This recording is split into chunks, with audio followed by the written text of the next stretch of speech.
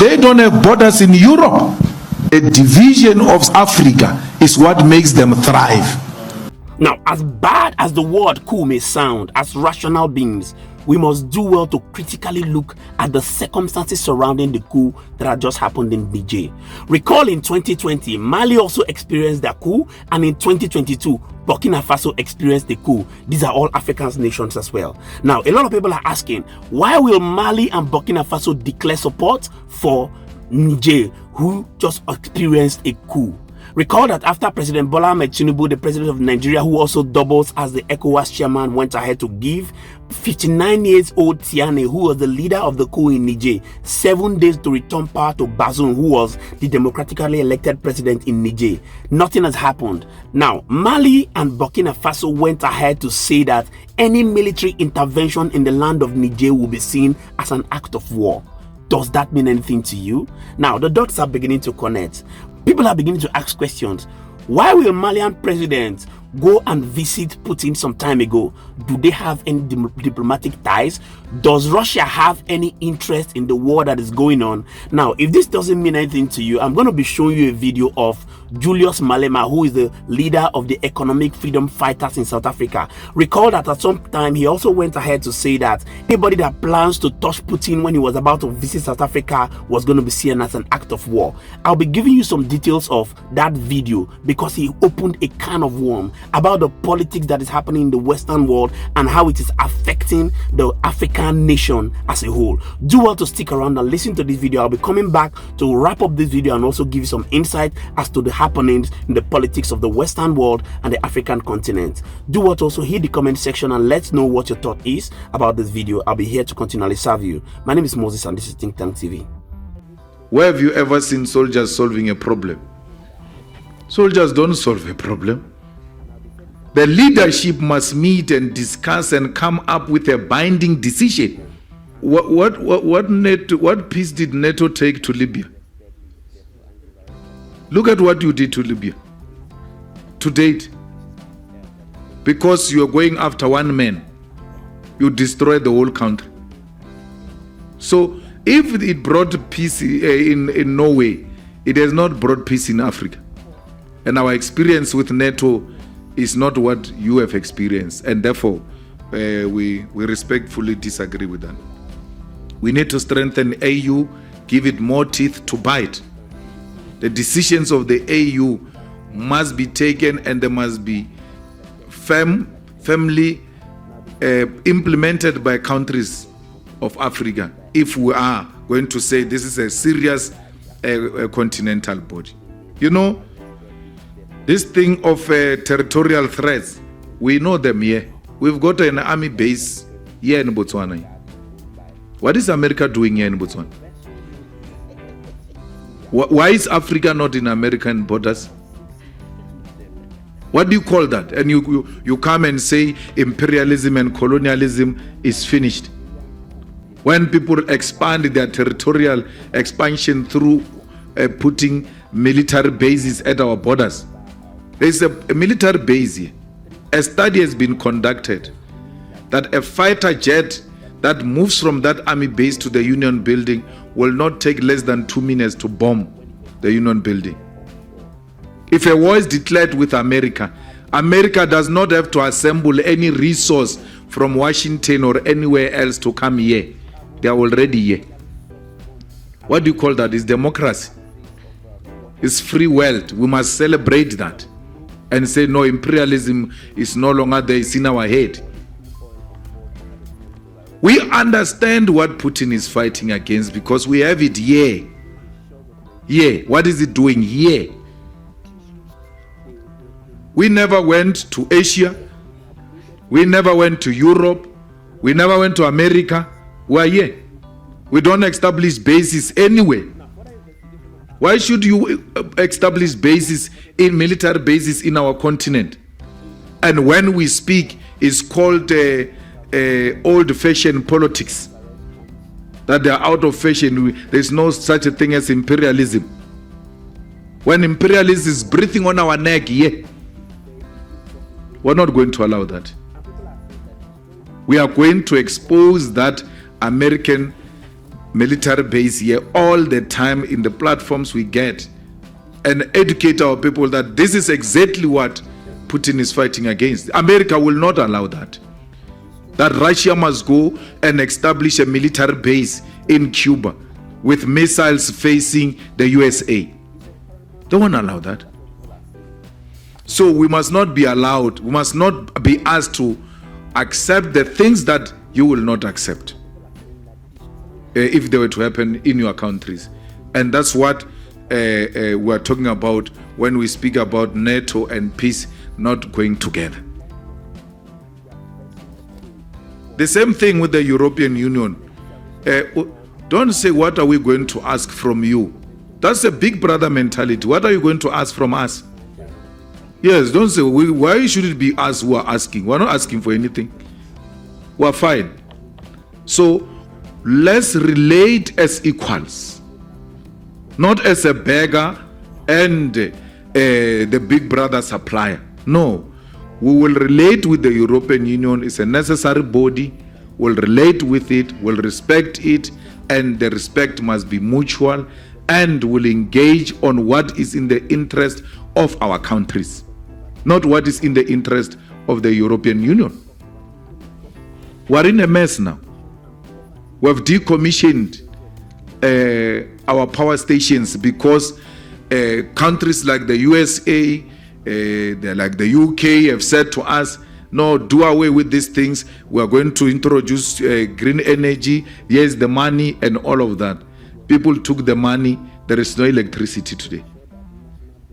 So we ought to relate as equals so that no one imposes their ideas on us. We are people that subscribe to superior logic. Anything that is scientific, anything that has been proven, anything that makes sense, we'll agree with it. It doesn't matter whether it comes from European Union or it comes from BRICS or it comes from China or Russia. No, we will not agree with anything that seeks to belittle us and make us look like we are beggars in this kind of a relationship. So that's the same with AGOA. You can't use AGOA to threaten us in terms of our sovereignty and our foreign policy. That if you are going to bring Putin here and not defy, will do away with AGOA. You can do away with AGOA. We remain with our sovereignty.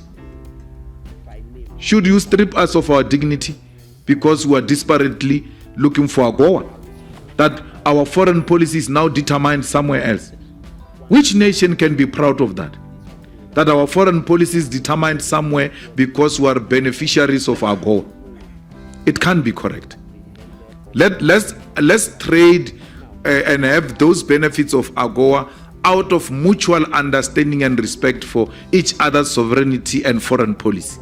Not that today, because we don't agree on Putin, you must withdraw the whole thing. That is puppeting, that is belittling, that is making us look like we are beggars.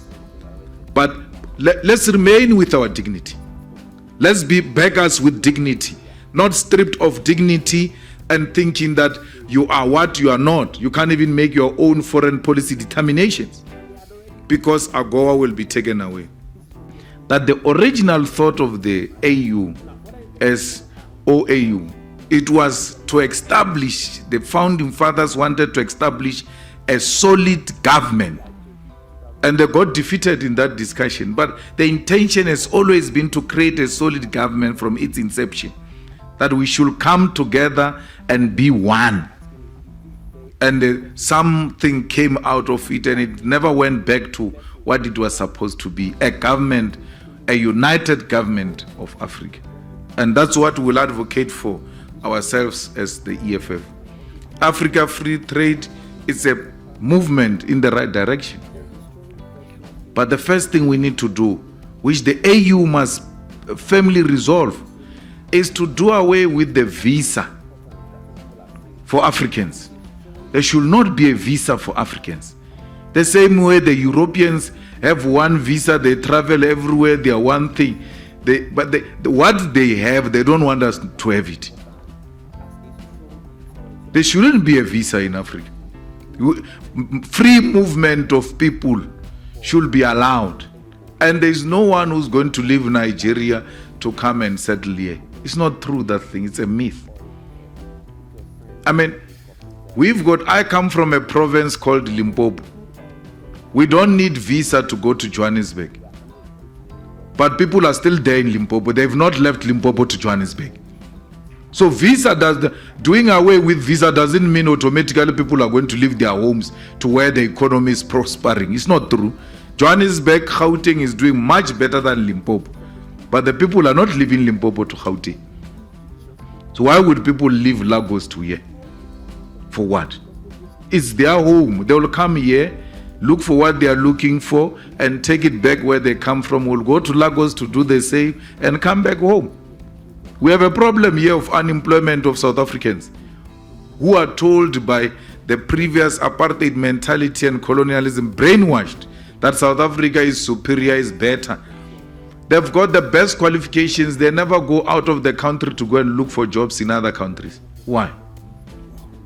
Why are they not going all out of Africa? We have nurses, we've got, now we're told doctors, we now have teachers, we have this. Africa is in need of that skill.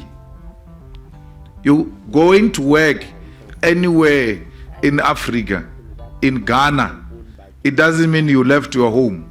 It's the same as me leaving Limpopo to come here. When the time permits, I go back home. So what is the problem? Let's go. They need to go. The continent, it's our home. We must all go there and become one thing. Once we do away with the visa, we are going to know each other. The reason why we are scared is because we don't know each other. We know each other through the lenses of our enemies. We don't know each other. So we must first know each other if we're going to build the government of Africa. So it's important that we engage in this thing.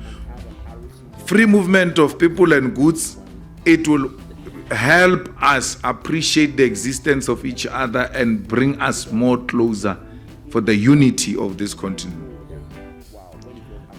Well, African Union is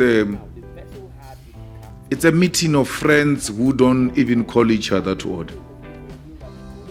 They can meet with a dictator who has just, killed his own people and then meet for the whole week and not even mention it. That government is violating people there. It has just passed a law of gatherings and speeches and all of that. If they don't like you, you're having a political rally, they just send soldiers, they shoot at you and all of. No one in SADC has raised his voice to say, but what is this? So we cannot have these regional bodies and the continental body, including Pan-African Parliament, by the way, which are not biting on countries that are engaged in wrong activities. So we can't have a situation where we've got regional bodies, continental bodies that become a meeting of elite without concrete solutions to the problems confronting the people of Africa. You've seen it for yourself. Now, a wise man once said that too much power corrupts. The truth is that Africans are beginning to become more aware of the happenings around the African continent. And our African leaders must, as a matter of urgency, retrace their steps. The issue of impunity, the issue of corruption is beginning to bite deep into Africans. And what happens when they get to the world? They're going to be reacting. And this is exactly what is happening right now. More will happen, as bad as this sounds. More is going to happen. This is just my opinion. And African leaders, Ecowas must do well to talk to their members. You must give the people the dividends of democracy. Do not expect to flog them, and they should not cry. Nigerians are crying. Africans are crying. The poverty is biting hard into the people, and something must be done about it. Regardless of what is going on in Niger, Nigerians must do well to fight their own fight. Nigeria do not have the funds to actually go ahead to fight the war in Niger. They should concentrate their energy in doing well for their own nation. African leaders must stop the corruption, must stop the impunity, because that is what is going to put an end to this whole madness that is going on in Africa. To be forewarned is actually to be forearmed. Do well to hit the comment section. Let's get to know what your thought is about this, and I'll be continually here to serve you. My name is Moses, and this is Think Tank TV. Thank you so much to all our viewers and returning subscribers. We do not take it lightly.